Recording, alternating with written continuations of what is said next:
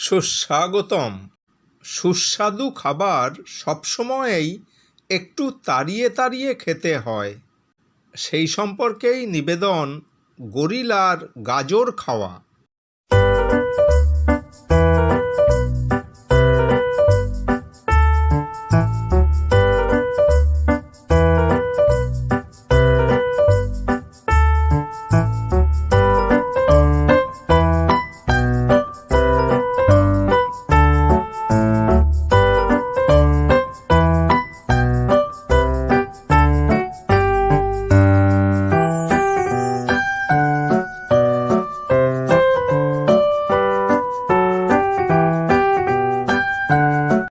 যদি ভালো লেগে থাকে অনুগ্রহ করে একটু লাইক এবং সাবস্ক্রাইব করে দিন।